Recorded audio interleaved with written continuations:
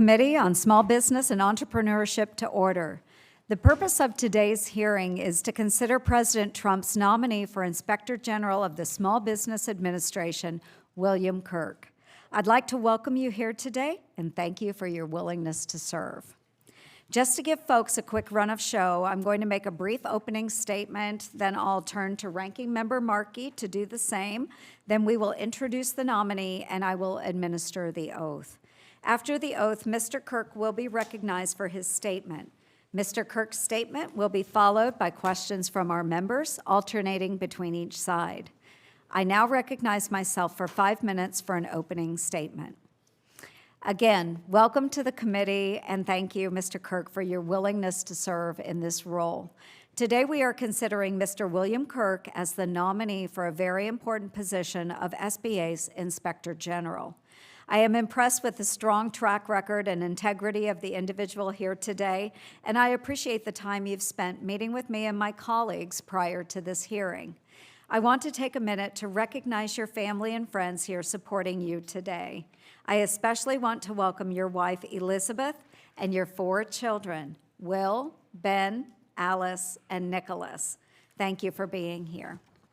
Mr. Kirk, thank you for embracing the committee's standard, yet extensive, vetting of your experience and background in advance of today's hearing and upcoming vote on your nomination.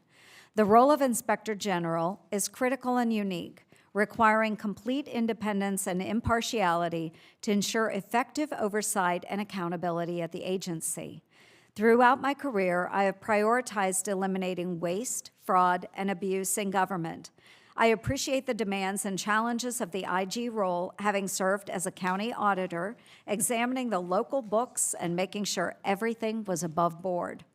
I've continued that work, and in addition to being chair of this committee, I serve as chair of the Inspectors General Caucus. I strongly value the partnership between IGs and Congress and the value they provide to the country.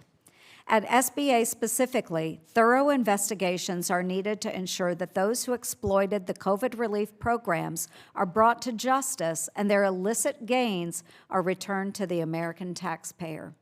In 2020, small businesses needed help, and the American taxpayers graciously provided it.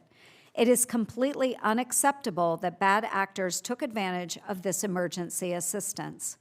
The SBA's Office of Inspector General estimated that more than $200 billion in potentially fraudulent COVID relief advances and loans were dispersed in the years following the pandemic. Taxpayers want to know where their money went, yet the federal government has done little to hold these criminals accountable. This must change.